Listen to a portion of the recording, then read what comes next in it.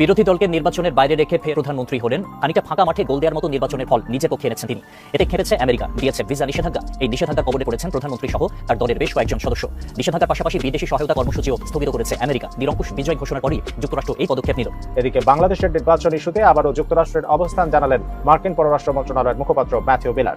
দ্বাদশ সংসদ নির্বাচন বাতিল করে সরকারের পদত্যাগ ও নতুন নির্বাচন দেওয়ার 5 বছর নয়, হতে পারে 5 মাসেই ফ্যাসিবাদ মুক্ত হবে বাংলাদেশ। আসসালামু আলাইকুম দর্শক শ্রোতা। এবার যুক্তরাষ্ট্রের চাপে পড়ল প্রধানমন্ত্রী শেখ হাসিনা। দর্শক শ্রোতা, এবার কঠিন বিপদে প্রধানমন্ত্রী শেখ হাসিনা। দর্শক শ্রোতা, 5 বছর নয় 5 মাসের মধ্যেই ক্ষমতা হারাবেন প্রধানমন্ত্রী শেখ হাসিনা, এরকমই কিন্তু গুঞ্জন শোনা যাচ্ছে। এমনকি নতুন নির্বাচনের আহ্বান দিয়েছেন নির্বাচন কমিশনার। তো দর্শক শ্রোতা, এইরকমই চাঞ্চল্যকর তথ্য থাকছে আজকের এই ভিডিওতে। তো ভিডিওটি না টেনে সম্পূর্ণ ভিডিওটি দেখবেন, তাহলে সম্পূর্ণ বিষয়টি আপনারা ক্লিয়ারভাবে বুঝতে পারবেন। দর্শক শ্রোতা, চাঞ্চল্যকর তথ্য এবং গোপন তথ্যগুলো আপনাদের সামনে তুলে ধরবো। তো দেখতে থাকুন, এবং চ্যানেলে যদি আপনি নতুন দর্শক হয়ে থাকেন তাহলে চ্যানেলটিকে অবশ্যই সাবস্ক্রাইব করে পাশে থাকা বেল আইকনটি বাজিয়ে দেবেন এরকম আপডেট নিউজগুলো পাওয়ার জন্য। তো চলুন দর্শক শ্রোতা, আমরা মূল ভিডিওগুলো দেখে আসি। বিরোধী দলকে নির্বাচনের বাইরে রেখে ফের প্রধানমন্ত্রী হলেন। খানিকটা ফাঁকা মাঠে গোল দেওয়ার মতো নির্বাচনের ফল নিজে পক্ষে এনেছেন তিনি। এতে খেলেছে আমেরিকা, দিয়েছে ভিসা নিষেধাজ্ঞা। এই নিষেধাজ্ঞার কবলে পড়েছেন প্রধানমন্ত্রী সহ তার দলের বেশ কয়েকজন সদস্য। নিষেধাজ্ঞার পাশাপাশি বিদেশি সহায়তা কর্মসূচিও স্থগিত করেছে আমেরিকা। নিরঙ্কুশ বিজয় ঘোষণার পরই যুক্তরাষ্ট্র এই পদক্ষেপ নিল। এদিকে বাংলাদেশের নির্বাচন ইস্যুতে আবারও যুক্তরাষ্ট্রের অবস্থান জানালেন মার্কিন পররাষ্ট্র মন্ত্রণালয়ের মুখপাত্র ম্যাথিউ মিলার। দ্বাদশ সংসদ নির্বাচন বাতিল করে সরকারের পদত্যাগ ও নতুন নির্বাচন দেওয়ার 5 বছর নয়, হতে পারে 5 মাসেই ফ্যাসিবাদ মুক্ত হবে বাংলাদেশ। যদি ওরা বেশি বাড়াবাড়ি করে, বিএনপি যদি বেশি বাড়াবাড়ি করলে আবার জেলে পাঠিয়ে দেবো, কোনো চিন্তা নেই। শীর্ষ দুর্নীতিবাজ হাসিনার দামি সরকারের লাগামহীন দুর্নীতি, লুটপাট আর টাকা পাচারের কারণে দেশে অর্থনৈতিক সংকট তীব্র হয়ে উঠছে। ব্যাংকগুলো প্রায় দেউলিয়া প্রায়। একদিকে ডলার সংকট, অন্যদিকে তারল্য সংকটে বিপর্যয় পড়েছে ব্যাংকিং খাত। খালেদা জিয়া সাজা পেয়েছে দেখে সেই চেয়ারম্যানশিপ কাকে দিয়েছে তারেকের হাতে, সেও তো সাজাপ্রাপ্ত আসামি। তাহলে বিএনপি দলের মাথা কোথায়? আওয়ামী দুর্নীতিবাদ চক্র দেশে বিদেশে সম্পদের পাহাড় গড়ে তুললেও অর্ধাহারে অনাহারে সারা দেশের অধিকাংশ মানুষ।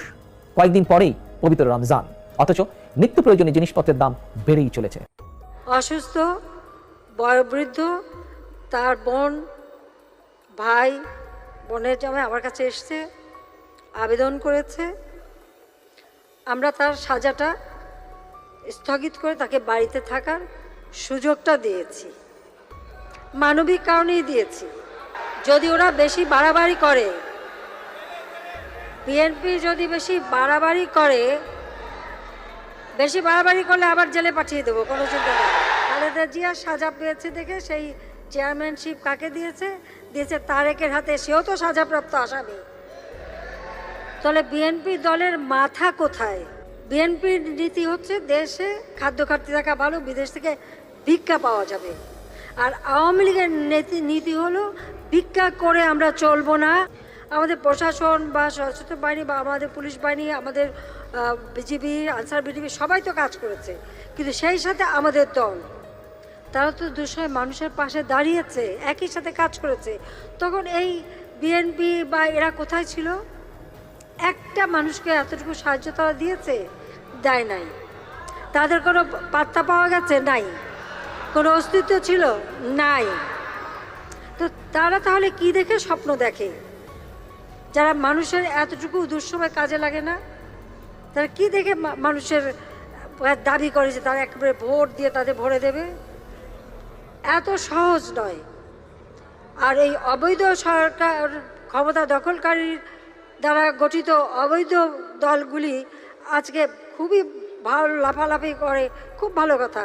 আমরা বলেছি শান্তিপূর্ণ মিছিল মিটিং করো, আমরা কিচ্ছু বলবো না, কিন্তু ওই যে লাঠি সোটা নিয়ে এসে ভাবসাব দেখানো, আর যদি একটা মানুষের গায়ে হাত দেয় আমরা ছাড়বো না।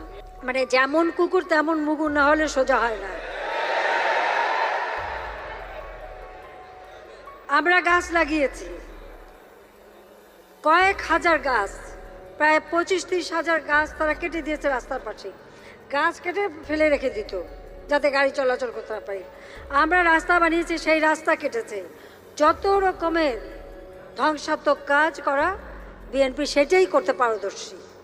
কাজে আমি আমাদের নেতাকর্মীদের বলবো, আজকে এই আওয়ামী লীগ 2009 সরকার গঠন করার পর এ পর্যন্ত যে উন্নয়ন আমরা করেছি সেই বিষয়গুলি মানুষের সামনে তুলে ধরতে হবে, মানুষকে মনে করে দিতে হবে কি ছিল আর কি হয়েছে। তারা যার পায়ে একটা রাবারের চপ্পল ছিল না, এখন সে জুতা পরে। যে রাস্তা দিয়ে কাদা দিয়ে হাঁটতে হতো, সেখানে সে গাড়িতে, ভ্যানে, সাইকেলে যেতে পারে। প্রত্যেকটা উপজেলায় সরকারি কলেজ, স্কুল আমরা সরকারিকরণ করেছি। আমরা গ্রাম পর্যায় পর্যন্ত স্কুল করে দিয়েছি। প্রত্যেকটা স্কুলে মেয়েদের জন্য, ছেলে মেয়েদের করে ওয়াশরুম করে দিয়েছি। আমাদের নেতাকর্মীকে কিন্তু সেই কথাগুলি বলতে হবে মানুষের কাছে। কারণ মনে রাখতে হবে, সামনে আমাদের নির্বাচন।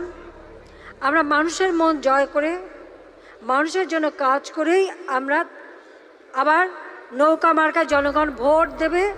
আওয়ামী লীগ আসলে উন্নয়নের ধারা অব্যাহত থাকবে, আর বিএনপি আসলে লুটপাট, খুন খারাপি, বোমাবাজি, গ্রেনেড হামলা, এই নির্যাতন আসবে।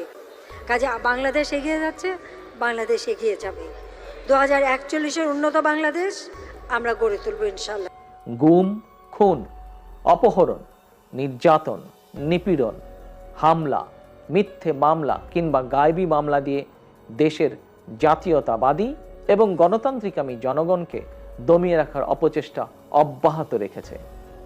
জিঘাংসা মেটাতে বিএনপিকে দমন করতে গিয়ে শেখ হাসিনা বরং দেশ এবং জনগণকে পরাজিত করে দিয়েছে। প্রিয় দেশবাসী, সুপরিকল্পিত সেনা হত্যাযজ্ঞের পর আর ঘুরে দাঁড়াতে পারেনি বাংলাদেশ। দেশের স্বাধীনতা, সার্বভৌমত্ব এখন হুমকির সম্মুখীন।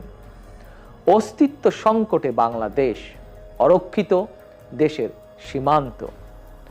দেশটাকে নিয়ে ভাগ বাটোয়ারার হাট বসেছে। 2017 সাল থেকে আজ 2024, এত বছরেও বাংলাদেশে আশ্রিত 13 লক্ষ রোহিঙ্গার একজনকেও মিয়ানমারে ফেরত পাঠাতে পারেনি শেখ হাসিনা সরকার। অথচ গৃহযুদ্ধে লিপ্ত মিয়ানমার সামরিক জান্তার 3 শতাধিক সেনা কয়েকদিন আগে বাংলাদেশে আশ্রয় নিয়েছিল। আশ্রয় নেওয়ার 2-3 দিন পরই তাদেরকে মিয়ানমারে ফেরত পাঠানো হয়েছে। প্রিয় দেশবাসী, প্রশ্ন হচ্ছে, মিয়ানমারে 3 শতাধিক সেনা ফেরত পাঠানো গেলেও গত 6 বছরেও একজন রোহিঙ্গাকেও কেন মিয়ানমারে ফেরত পাঠানো যায়নি? খনি হাসিনার ক্ষমতা লিপ্সার কারণে স্বাধীন বাংলাদেশ মনে হয় এখন বানানা রিপাবলিকে পরিণত হয়েছে। সীমান্তে একের পর এক বাংলাদেশি নাগরিক খুন হচ্ছেন, এমনকি বিজিবি সদস্য হত্যা হলেও বাংলাদেশ যেন প্রতিবাদ করার সাহস পর্যন্ত হারিয়ে ফেলেছে। স্বাধীনতা প্রিয় দেশপ্রেমিক ভাই ও বোনেরা, মুক্তিযুদ্ধের বাংলাদেশ এভাবে পরাজিত হতে পারে না। মুক্তিযুদ্ধের বাংলাদেশ খুনি শীর্ষ দুর্নীতিবাজ হাসিনার ক্ষমতা লেপসার বলি হতে পারে না। আমাদের বক্তব্য স্পষ্ট, জনগণ স্বতঃস্ফূর্তভাবে 7ই জানুয়ারির ডামি নির্বাচন বর্জন করেছে। সুতরাং দেশে এখন জনগণের প্রতিনিধিত্বশীল কোনো সরকার নেই। চর দখলের মতন পুলিশের বন্দুক আর অন্য দেশের করুণায় যারা রাষ্ট্র ক্ষমতা দখল করে রেখেছে তারা অবৈধ। দেশে বিদেশে বর্তমান সরকারের পরিচয় ডামি সরকার। 7ই জানুয়ারি দেশে। আসসালামু আলাইকুম দর্শক শ্রোতা, তো সম্পূর্ণ ভিডিওটি দেখলেন। তো ভিডিও সম্পর্কে যদি আপনাদের কোনো মূল্যবান মতামত থাকে সেটা অবশ্যই কমেন্ট করে জানিয়ে দেবেন। তো দর্শক শ্রোতা, এখন আমি কথা বলবো, এখানে দেখেন যে সুপ্রিম কোর্ট আইনজীবী সমিতির নির্বাচনের ফল বাতিলের দাবি বিএনপির। তো এই বিষয়ে আমি এখন কিছু কথা বলবো। দেখেন, এখানে সুপ্রিম কোর্ট আইনজীবী সমিতির নির্বাচনের ফলাফল বাতিল করে নতুন নির্বাচন দেওয়ার দাবি জানিয়েছে বিএনপি। গতকাল সোমবার রাতে অনুষ্ঠিত দলটির স্থায়ী কমিটির বৈঠক থেকে এ দাবি জানানো হয়। আজ মঙ্গলবার বিএনপির এ দাবি সম্পর্কিত বিবৃতি গণমাধ্যমে পাঠানো হয়েছে। বিবৃতিতে বলা হয়, সুপ্রিম কোর্ট আইনজীবী সমিতির নির্বাচন নিয়ে নজরবিহীন পরিস্থিতি সৃষ্টি হয়।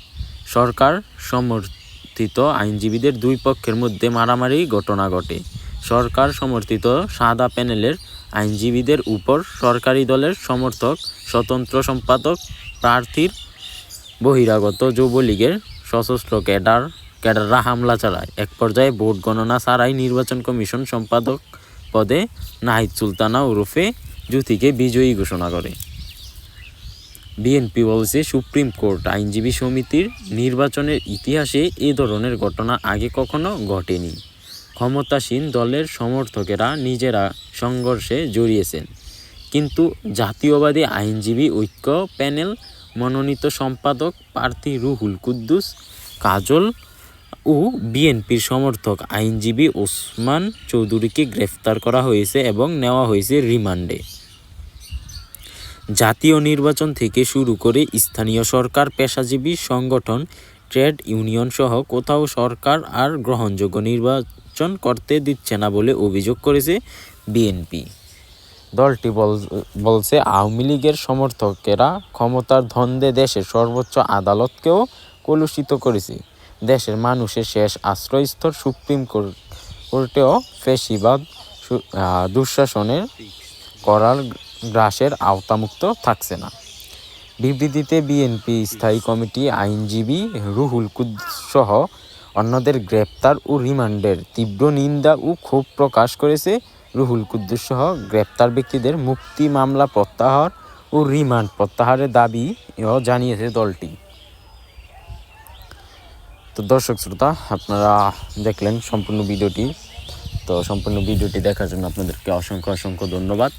তো যে যেখান থেকে দেখতেছেন, আপনাদের যদি ভিডিও সম্পর্কে কোনো মতামত থাকে সেটা অবশ্যই কমেন্ট বক্সে কমেন্ট করে জানিয়ে দেবেন, এবং প্রতিনিয়ত আপডেট এবং তাজা নিউজগুলো পাওয়ার জন্য আমাদের এই চ্যানেলটিকে সাবস্ক্রাইব করে পাশে থাকা বেল আইকনটি বাজিয়ে দেবেন। তাহলে প্রতিনিয়ত সবার আগে আপডেটগুলো আপনারা পেয়ে যাবেন।